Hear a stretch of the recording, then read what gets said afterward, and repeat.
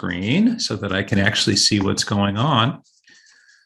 So recording has commenced. Thank you very much for being here. And I'd like to, first of all, go ahead and introduce the team that's here today. We'll introduce Art Witkowski, who could not be with us today, but will be with us for many of the other activities that we do. And then I'd like to introduce our colleague from CCWD.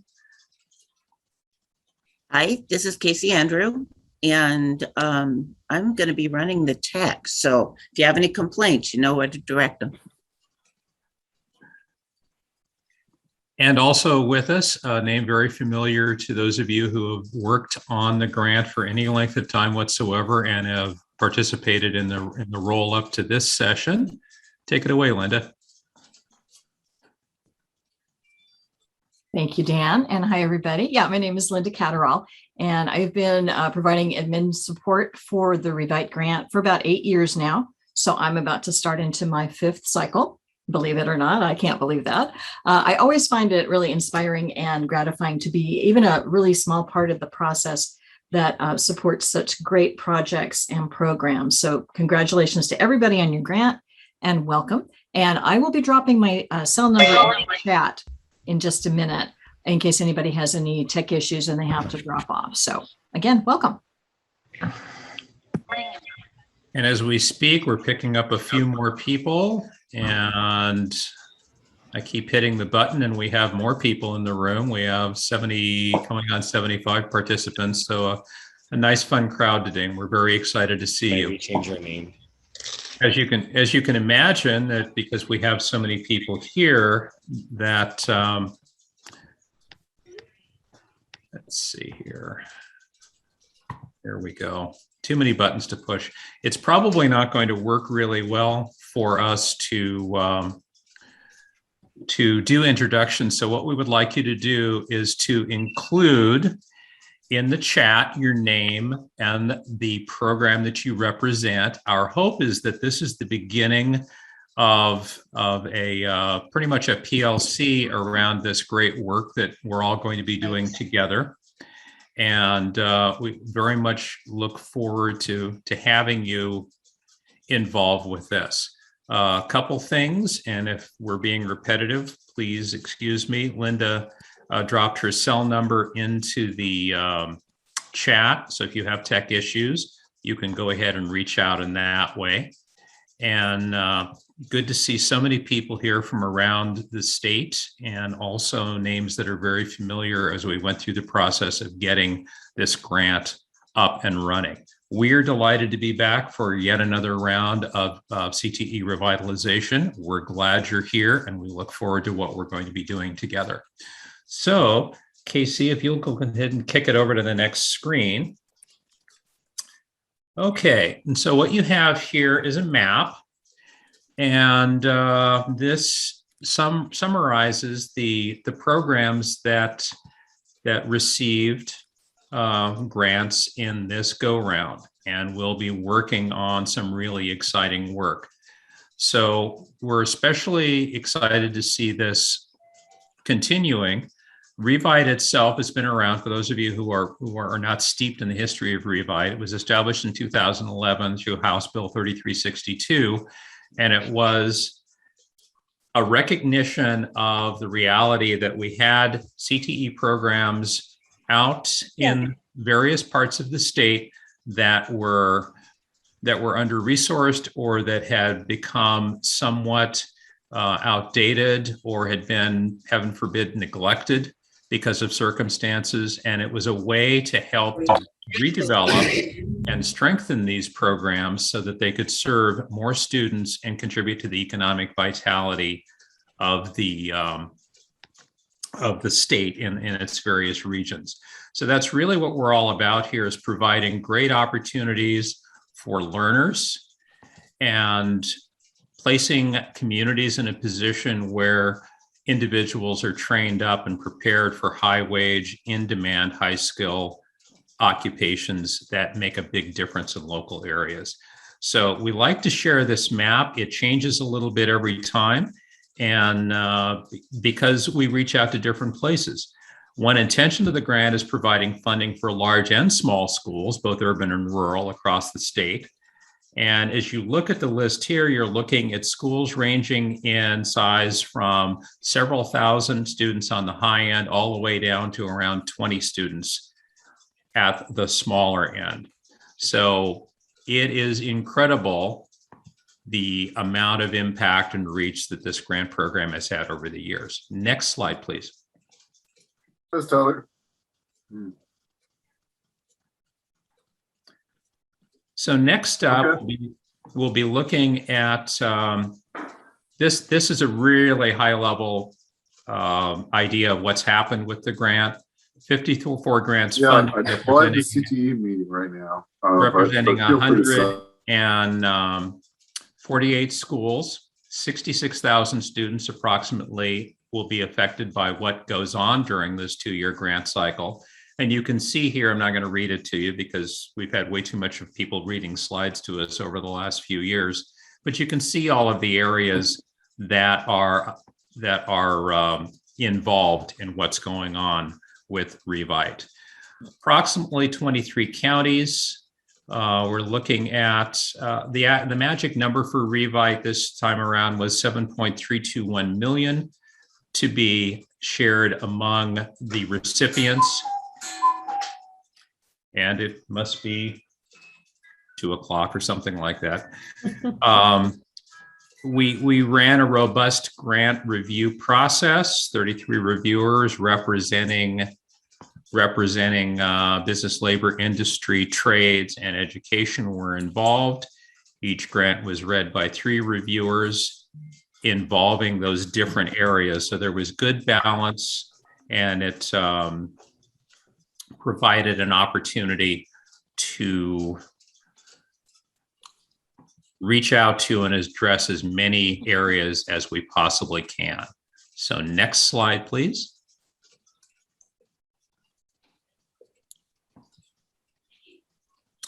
So now the details. Vision of the grants really is, it could be summed up by saying, if we help everyone do well, we all end up doing well. Vision: projects funded through the Revitalization Grant should leverage the strengths of the community, especially, well, I like to think of it as all voices in the community, historically and currently marginalized students and their families, and those include those families who are economically disadvantaged, communities of color, houseless students, really everyone. And the importance of making sure that we use our CTE programs as a force to truly change the way that CTE changes lives. So that, most of you are well aware of this. This is what you do every day. This is what you do when you get up and head out the door, is you make a difference in this way. And that emphasis on flexible and relevant learning, access to people who can help the future happen. That's you, that's your community college partners, that's your partners in business, labor, industry, and trades working together to make this happen. Next slide, please.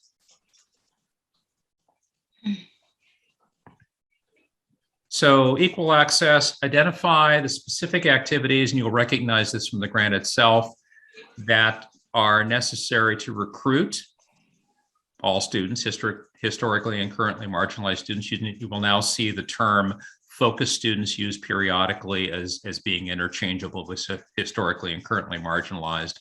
Specific activities that are intended to provide support for these students, and really all students, and specific activities that are intended to help retain historically and currently marginalized students, or really all students. If you were a fan at all of crime novels, you're familiar with Harry Bosch, and one of his quotes I think fits in really well here: if everyone doesn't count, nobody counts. So we have to make sure that we cover as many bases as we possibly can. Next slide.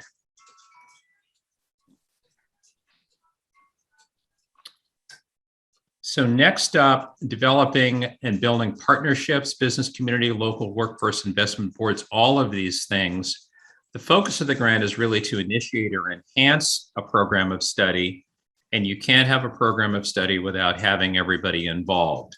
So all of these partners who've guided you to the point you are right now with your program of study, and quite possibly those of you who are starting out this as a new undertaking, and maybe you've never been involved in doing a program of study in the past, you will use all of these resources and all of these people and all of their powers and skills and knowledge to help you do that good work.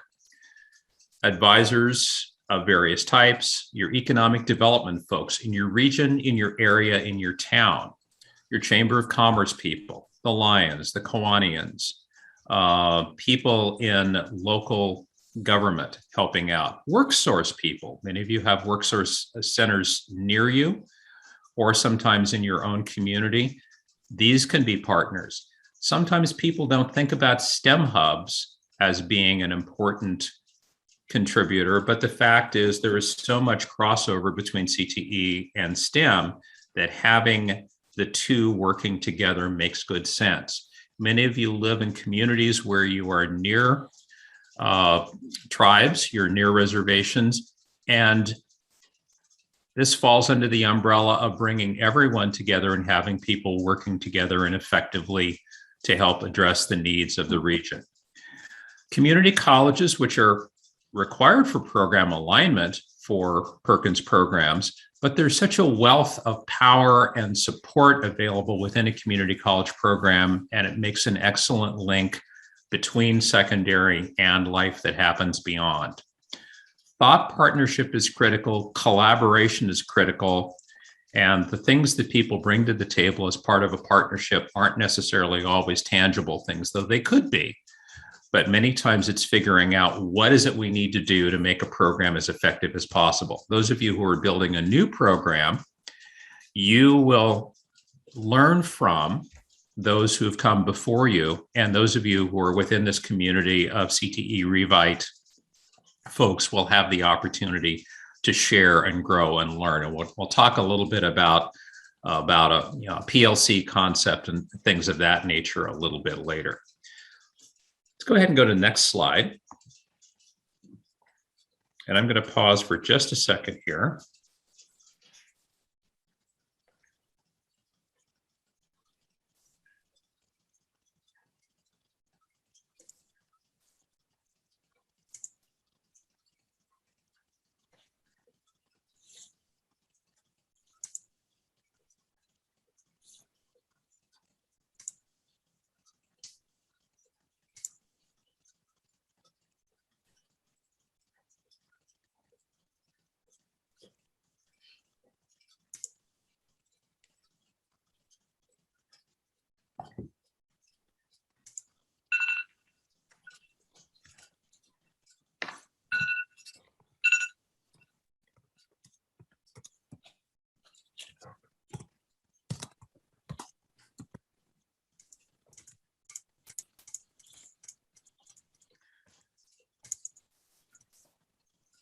I often tell people I don't multitask well, and if I get distracted and I have to address something, in this case, it's one of your colleagues who is trying to get into the meeting and is having trouble doing that.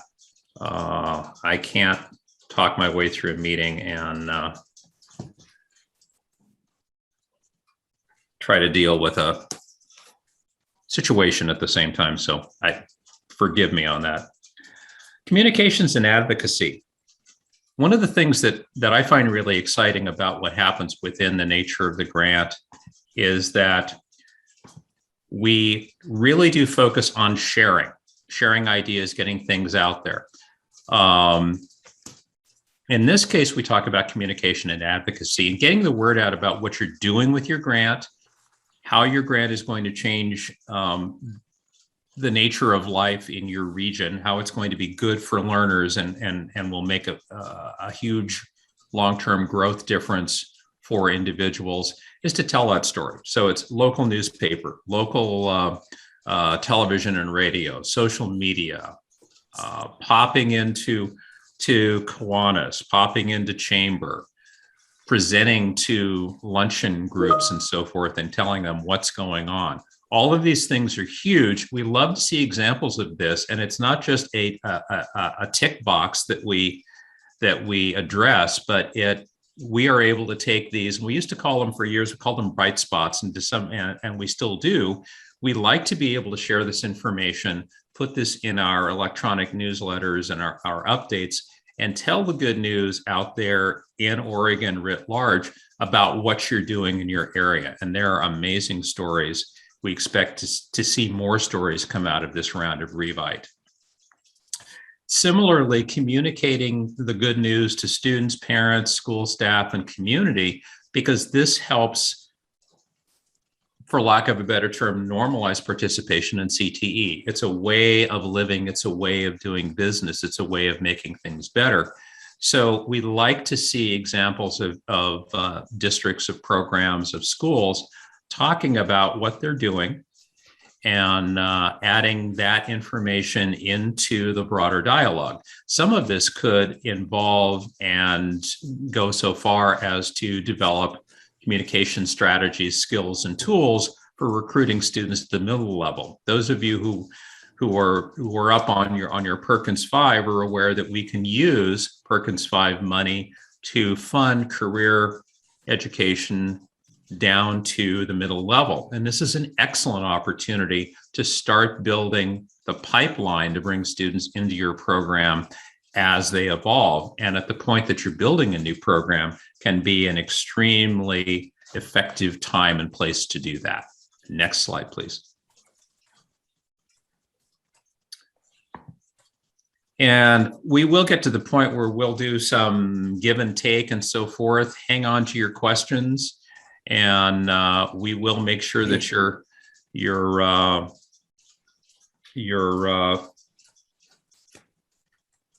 in a place where you get your questions answered, and we'll be over the long haul making sure that you can ask and have answered questions as we go forward.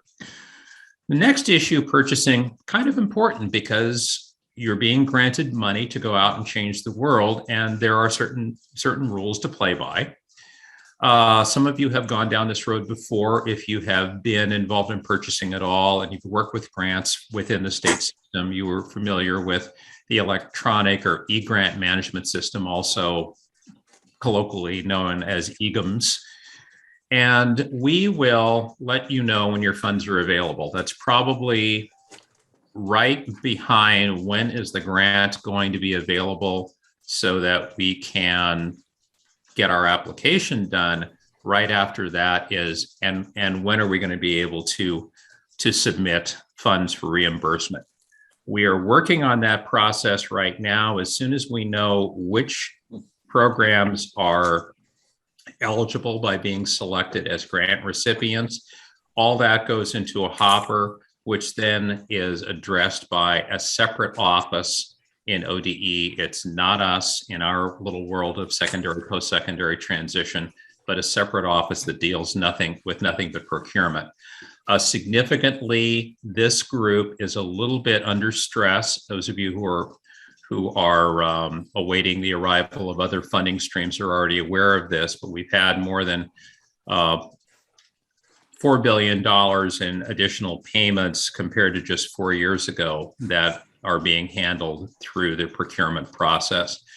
So there's a lot of work going on to try to provide capacity to do this and make sure that everyone is in a good place and to get funds out as quickly as possible.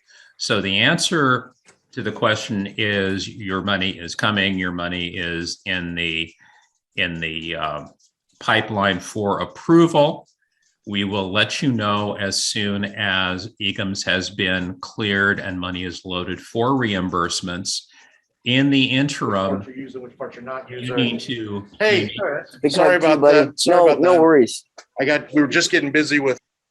You need to make some decisions locally about how you will move forward with purchases if the reimbursements are not open yet. And again, I should have added at the beginning, this is a reimbursement style grant, so you don't receive a tranche of money that you work down. Rather, you will submit electronically the information to us, and we will then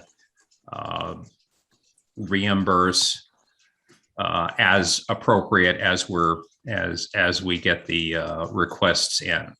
Please follow your local district and ESD purchasing guidelines. We recommend that you select and order items early, understanding that that may not necessarily always be possible, but to the greatest extent possible, please try to get your orders in early. All purchases must, capitals, boldface, be completed, services delivered, and equipment received at your location by June 30th of 2023. There will not be extensions. There will not be exceptions. This is why we really lean pretty heavily on the idea of purchase early, purchase as you need to, and understand that being as early as possible, I would say probably if you had everything pretty well in hand and purchased and in the building on the loading dock 60 to 90 days before the end of the grant, you're in good shape. You want to try to stay away from the tail end of the grant. We have had situations in the last couple of grant cycles where things were ordered late and they were not reimbursed because we simply cannot violate, we are not allowed to violate the rules. We don't make the rules. Department of Justice makes the rules. Department of Administrative Services makes the rules. We don't. So as much as we might want to assist, we really can't. The PowerPoint that you're looking at, the slide deck you're looking at right now, we're going to make available to you. There are links, live links in it that when you have access to the slide deck, you'll be able to access those. So the last link here, the e-grant management system link, you'll be able to follow that over to the appropriate spot on the ODE site in order to learn more. Many of you, I think virtually all of you, are set up already. And there may be some situations where a program may be new or a school may be new, or maybe it's the first time an institution has done this sort of thing.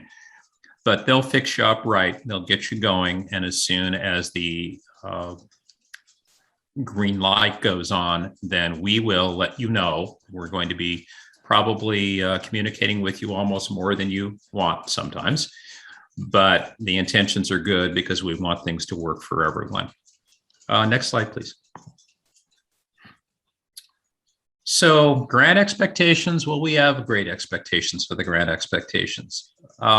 Think about all of your students as a possible audience, because everyone who is passing through the school right now will be going to work. And the more people that we have going to work, the better off everyone is. And all of those positions that are not being filled currently or may not be being filled in the next few years, the students of today are going to be the ones who will have the skills and the knowledge and the abilities to take care of that.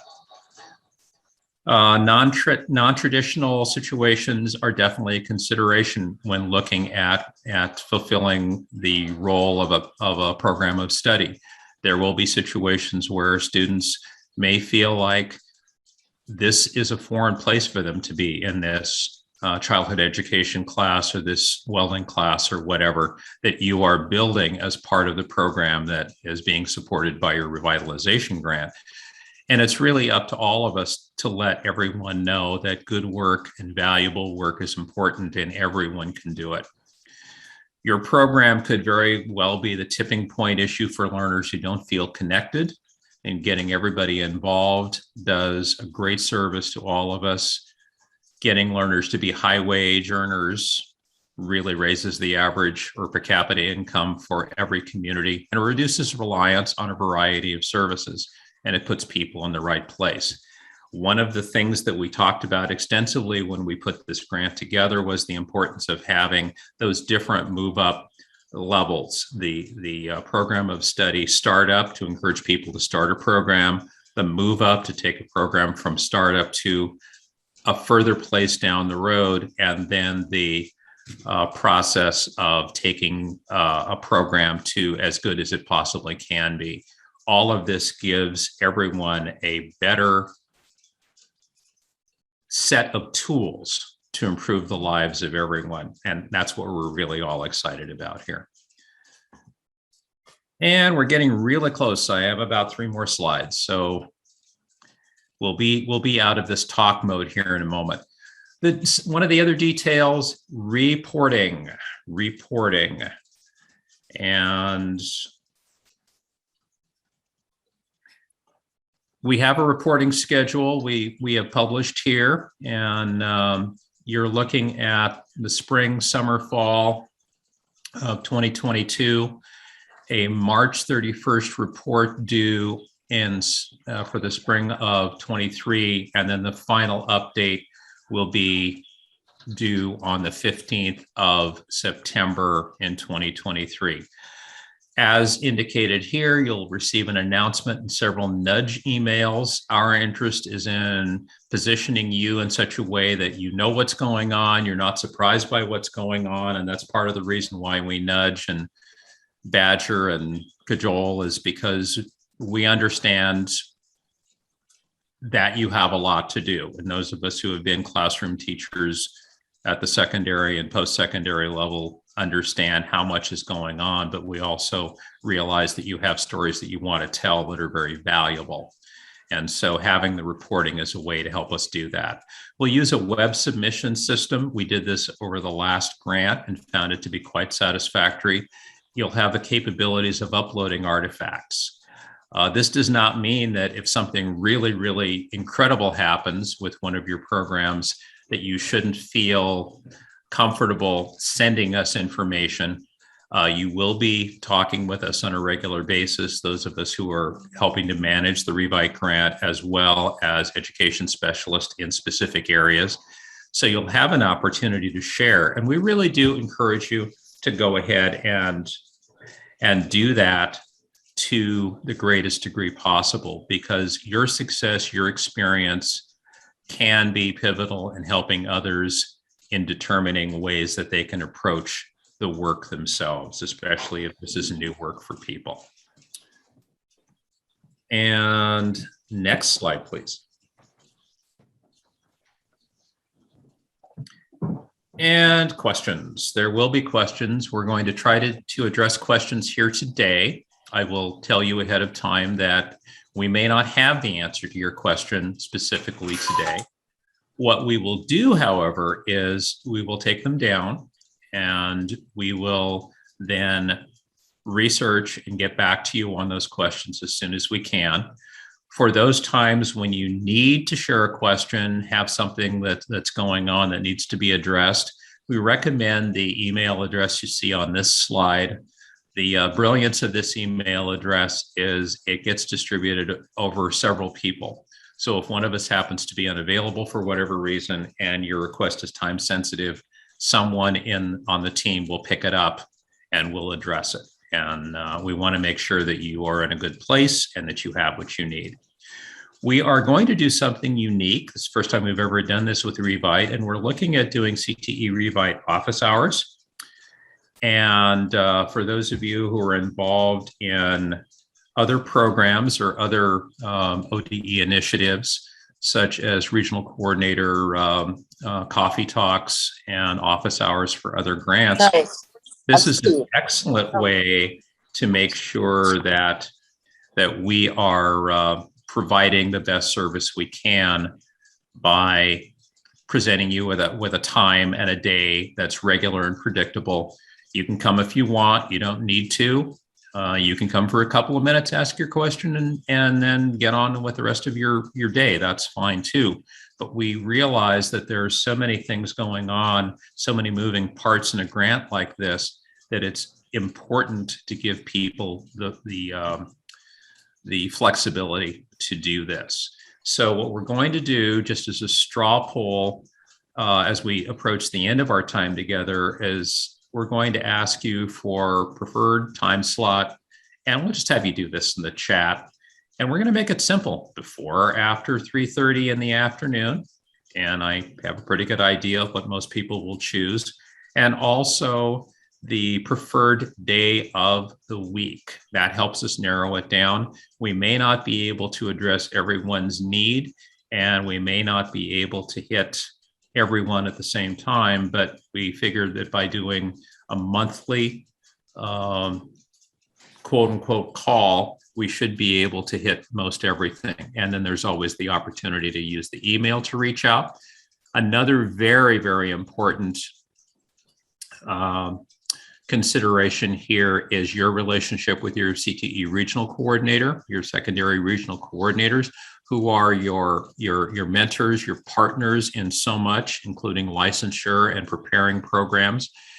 Please call on them. We work with them. We recognize them as full and important partners in the work that we're doing. And they can oftentimes answer questions. And some cases, they can answer questions better than we can, because it's in a particular area that maybe is not within the expertise range of one of us who is an ed specialist. Connecting with an ed specialist is a way to go.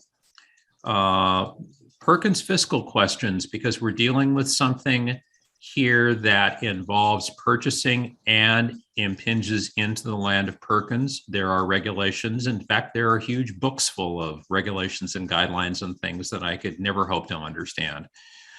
But Reynold Gardner does. And those of you who work with Reynold and know of Reynold know of his depth and breadth in all things ag, but he's also our go-to person for Perkins fiscal.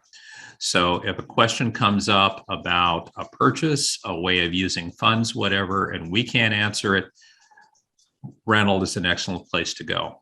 The last two links, we have our CTE Revitalization Grant webpage, where we're trying to locate all of the information regarding this grant program and have since the beginning of this cycle. And you'll also find on that page a link to the frequently asked questions.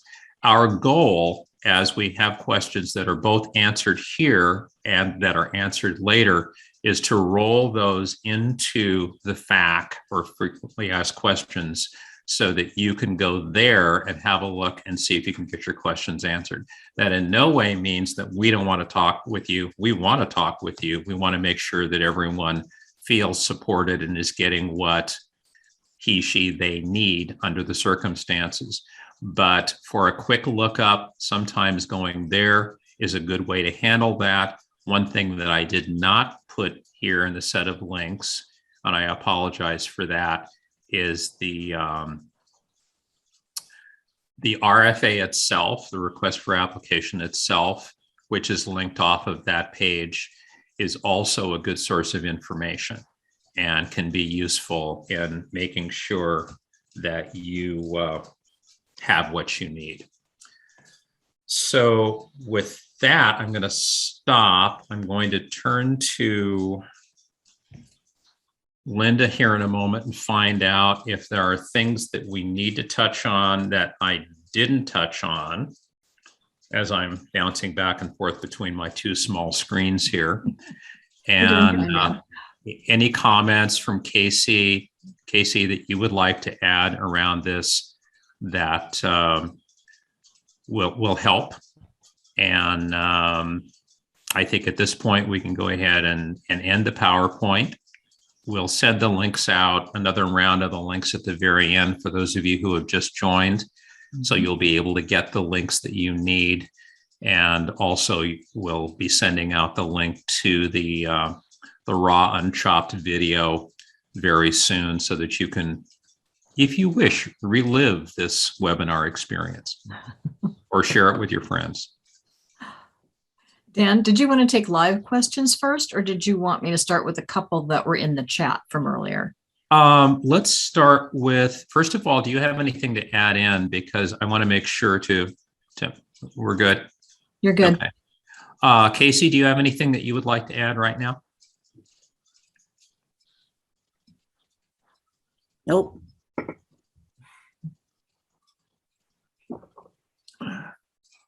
Pardon me while I caffeinate there.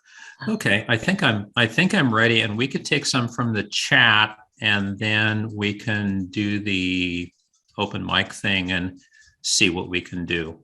Okay, great. We just have two from the chat, so that's good, so we don't forget them. First one, will we be notified when we can make our purchases? Do you have a date when that will happen? We do not have a date when that will happen. And I mentioned a little bit earlier that we do have some unique and unusual stresses on the procurement and grants system. stresses that are affecting the way that other grants are being processed.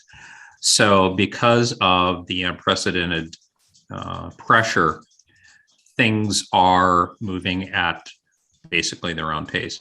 So what we're doing right now is, rather than moving the chains repeatedly, we're going to say we're going to wait and find out what the final word is from those in procurements concerning when the tap will open. At that point, we will let everyone know and make sure that all of your people are connected in. And then there's also the shared responsibility that we have, where if you have people on your team who are new, or your fiscal person changes, or there's a new administrator or whatever, that please do two things. Number one, when you get information, please pass it along. Number two, please let us know when team members change.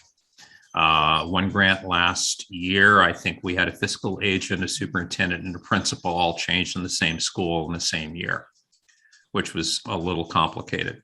But if we know, then we can generally do a pretty good job of keeping up with everyone. Dan, a clarification on that answer. That the question was specifically about when they can make purchases, as opposed to being able to claim reimbursement. So I wanted to make sure that was clear. Okay, thank you for that, and pardon me for misinterpreting that. The critical issue there is what the individual school is or program is comfortable doing. We frequently will say, if your area, your building, your program is comfortable making a purchase and can afford to make a purchase, then that program should feel comfortable going ahead and purchasing, even though the reimbursement tap is not open. If I remember correctly, and please remind me if I'm wrong, Linda, that the purchase period, the effective purchase period for the grant was Jan 1 or Jan 4, was one or the other of those two. And any purchase, which is good, because if you've made purchases already related to this program that you're launching or improving, they fall within that window, and you can, when reimbursements open, claim those. There's no restriction from us about when you buy stuff. That's strictly up to you. Some districts, however, have been very much on the table about saying they don't want to purchase anything until they can turn around and get it reimbursed. And I totally get that. Is that better? Fantastic. Okay. Second question. Is there a dollar limit in which we must get competitive bids for purchases? You're going to have to talk with your local people and follow your local guidelines, which for the most part are based on the Oregon Accounting Manual. We do not have, nor do we state in the grant or any of the materials around that, the number of bids required or the dollar limit for certain types of bidding. So I would go with your local people on that. Okay, next question. Can a software monthly or yearly subscription be purchased with Rebuy? Excellent question. It is an educational tool. It is a product.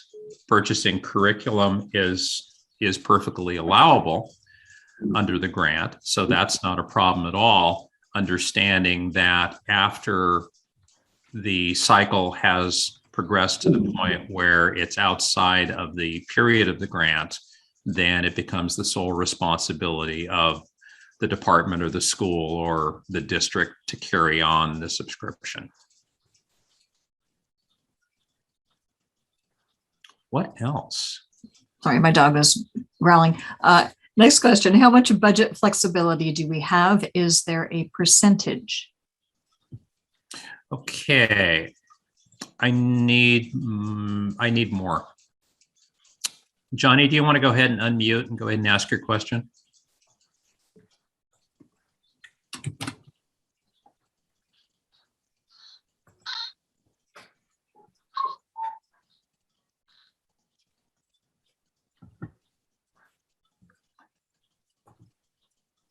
I see that you're unmiked, but I'm not hearing you. So I'm going to take a stab at it, Johnny, and then you can always email me if I'm totally confused.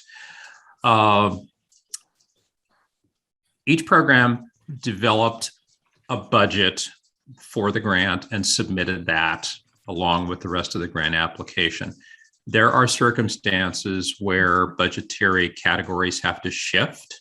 Generally speaking, the policy has been over time, and I believe this is reflected in the RFA, that a change of up to 10% really doesn't need anything more than letting us know that you're making an adjustment. If it exceeds that, it's not necessarily that we're going to say no, but it's a good idea to have a conversation if you're making a fairly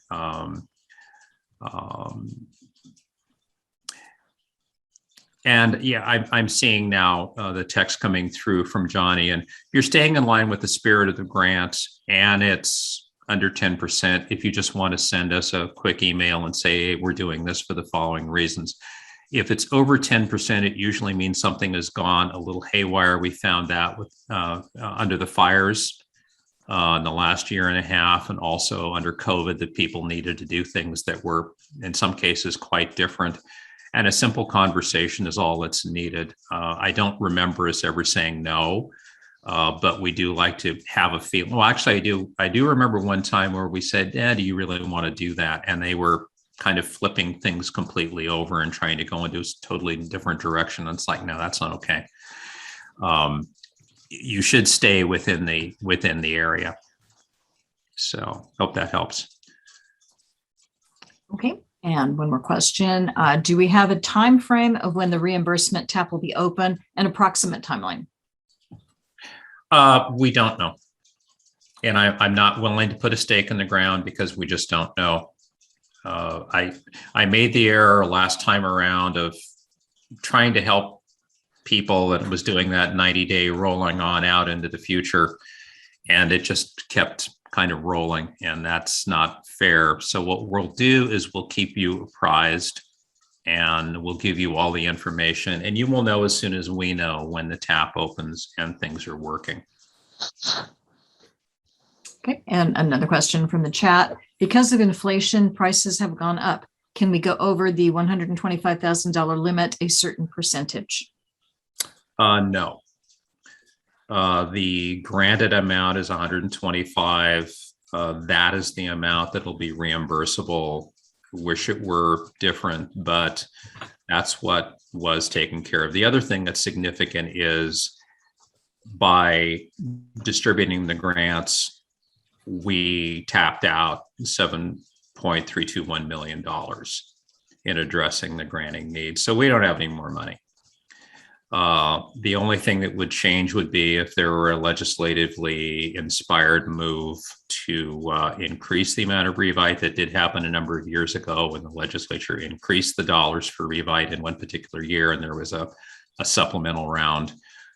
We can't ask for that because we're not legally allowed to lobby. We also have no additional funds for Rebuy other than what the legislature granted. So I'm afraid that the answer is no. Okay, thanks, Dan. I'm not seeing any other questions in the chat. I hope I have not inadvertently skipped over anyone's questions, but if anyone has any questions you'd just like to ask live here, Sure. now's your chance. And if we skipped over any in the chat and we find them when we go back and review, we won't answer them. And because these are all name stamped, we will be able to connect back with you if appropriate, or otherwise they'll go into the FAQ. But as Linda said, we will make sure that everyone is properly addressed.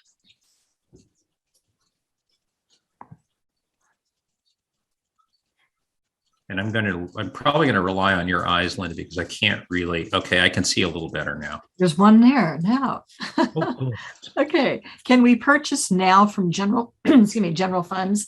And when GEMS opens, submit, or EGIMS opens, submit our receipts? Yes, that's fine. The structure of the grant is a little different because many of you are used to working with categorical or block grants where you're working down a bucket of money, and the reimbursement format requires that you submit the receipts. It's kind of like traveling to a conference and getting your bills paid after you get back.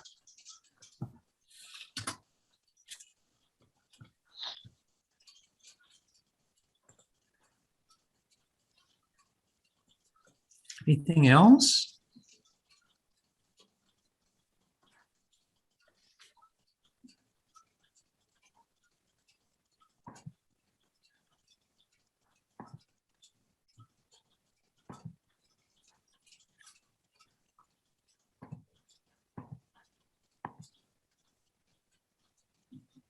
Practicing my wait time. And here's one. Okay. What are the reporting requirements? Well, we're going to want to know, among other things, how you are addressing the vision within Revite, the goals. And what I'm going to do, rather than trying to remember them off the top of my head, I'm going to go back. I happen to have the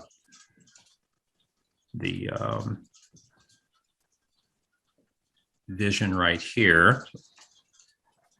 So essentially, we want all learners to benefit from high quality programs of study leading to meaningful careers and high wage, high skill and demand careers.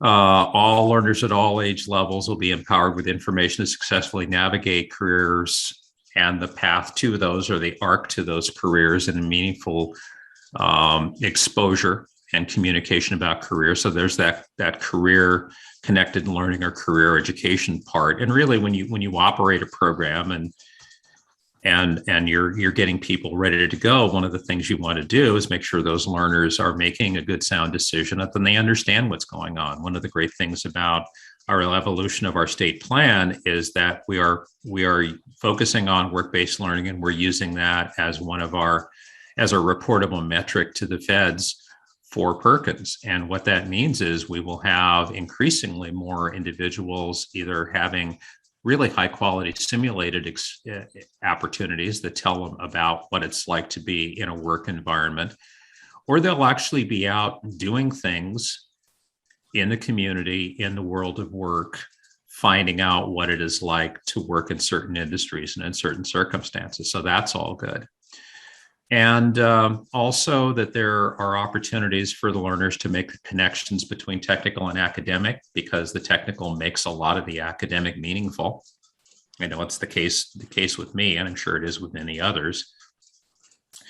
Exposure to knowledgeable experts and being able to access flexible ways of learning. You can think of career-connected learning, work-based learning as being flexible ways of learning.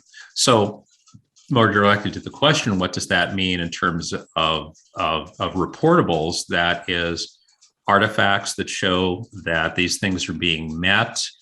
It is the development and the growth of the program. It's telling the story of a program of study as it's developing and evolving and becoming stronger and more effective. It's having that eye on not just providing an activity, but being able to link that activity to career, post-secondary learning experiences of a variety of types, including apprenticeship, pre-apprenticeship, community college, and four-year college, military, et cetera. And being able to talk about how this all knits together and provides an advantage for the learner. What we will do as we get close to the time of the first reporting cycle is we will send a comprehensive communication to you and talk about exactly those things that we would like to see you share and those things that we would like to see you address, so that you have the best possible information. Under no circumstances are we interested in any of this being a gotcha situation. We want you to be able to tell your story well and effectively. And the best way to tell a story well and effectively is to have an idea what the parameters are around that story. So that's something that we commit to doing for you, to give you the best, most stable base to operate from as you're replying. Dan, one of our guests has some questions, but they said they're very program specific, and we're wondering if you could stay on for a few minutes after the rest of our guests Sure, we can do go that. forth. Would that work? That would Okay. be fun.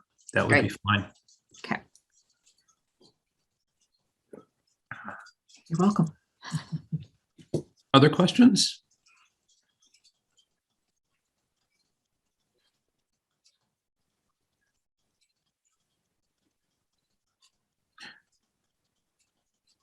So I noticed that Linda has added again the link to the slide deck. And there are notes within the slide deck, so you'll be able to access those and see what we see and see what we've talked about. That may raise other questions. You're more than welcome to reach out to us with additional questions at any time. And the recording will be available if you have people on your team whom you think would benefit from seeing this, then you're more than welcome to share that around and let them see it. It will probably be out at the end of the, I'm going to say the end of the day, Monday. I think it's going to be a little tight to get it out tomorrow, but we'll get it out to you at the head of the week. And then if you have further questions at that point, then we'll be more than happy to address them. Please investigate the links that are contained in there. Also, let us know if you have any trouble with any of the links. It seems like best laid plans, and then all of a sudden something doesn't work. We're okay with that as long as we get it fixed. So please let us know. And if you've not already done so, please specify the before 3:30, after 3:30, and best day of the week for you if we get people together and do a monthly connect so that we can essentially have office hours.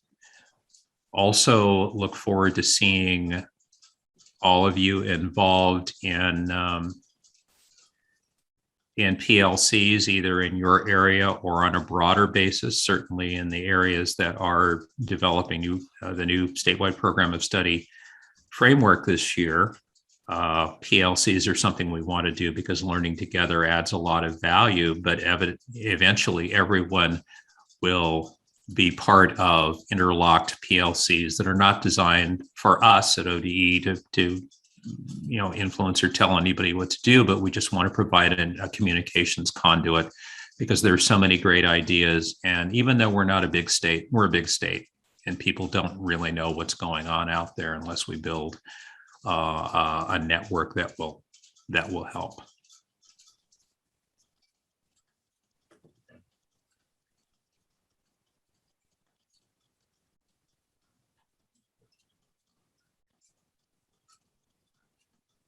Okay, and thank you very much for dropping things in the chat.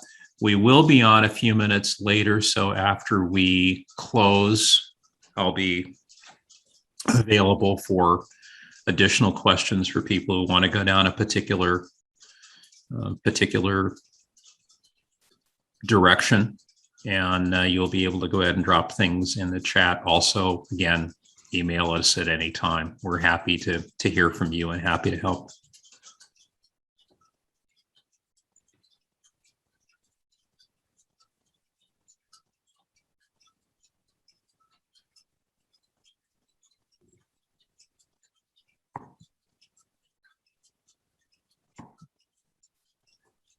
Okay, Dan, can I ask you my questions? This is Crystal Mooney with JBAR Services in Bend. Hi. So as you know, I think you are familiar with our grant application. The High Desert ESD applied for us, even though we are the awardee of the grant. And so who is responsible for the reporting? Is it the High Desert ESD or is it JBAR?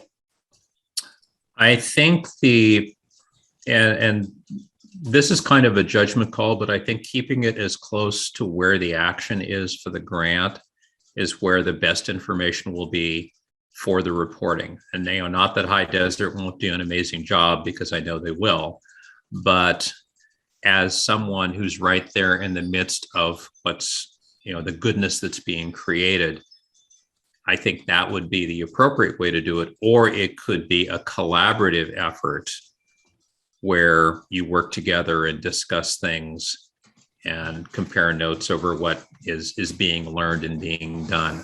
And that I would do that. It's more important that the grant is reported on itself than that any one individual or entity is responsible for doing all that.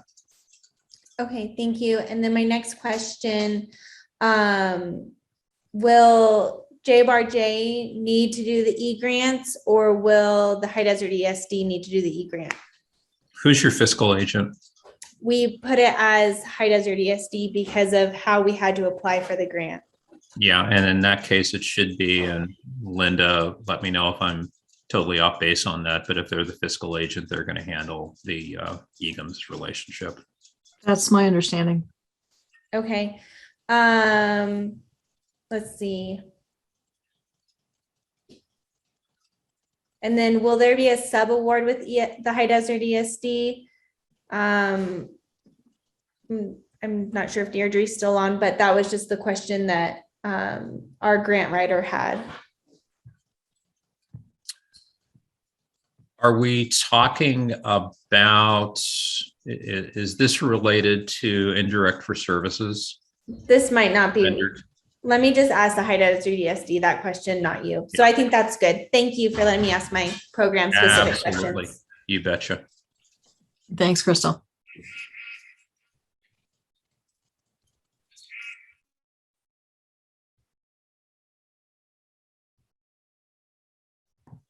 Other questions?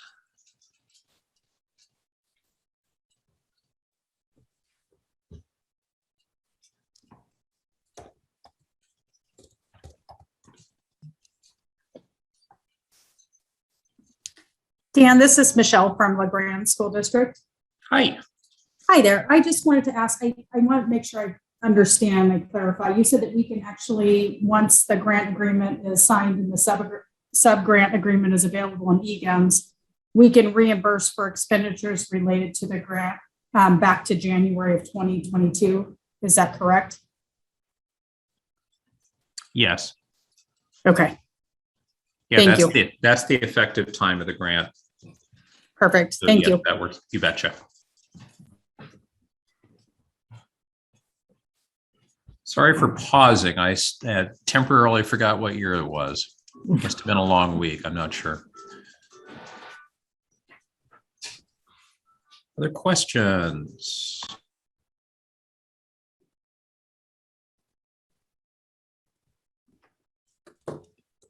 Dan, question on the effective end of the grant, June 30th, 2023. Is that correct? Yeah, June 30th, 2023. And that is purchased, delivered on your doorstep by June 30th, 2023. And important to emphasize that because we have had in the past programs that, especially during COVID, because of supply chain issues, things were purchased and they weren't delivered on time. And in fact, there's one case that it sounds apocryphal, but it's actually real, where there's a program out there still waiting for a piece of equipment that never arrived because supply chain got in the way. And under those circumstances, we're not allowed under Oregon accounting laws or under the Oregon accounting manual and under Department of Justice rules to do any reimbursements. So, regrettably, we just have to say, no, which is not always a good thing, especially if something's expensive. So we do encourage people exercising caution, especially in those of you who read the RFA and reached out on the basis of this. If it's construction, remodeling, or large pieces of equipment, the importance of having things well under control so you can get it done on time, you can get it in on time, you can get it parked in your parking lot or on your loading dock on time, because there's very little that we can do if there's a hang up. And yeah, it's hard, but that's kind of the realities.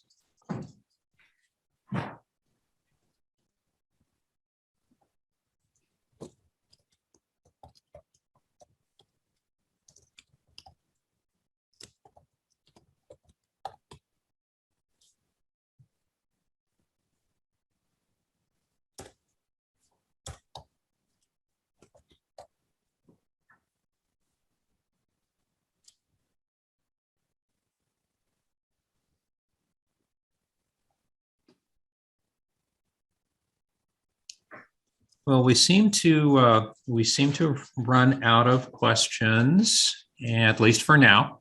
And I know that as soon as we close the webinar, there will be 5 questions that we all remember we wish we'd ask, and that's okay, because you can go ahead and email us and we'll get them covered.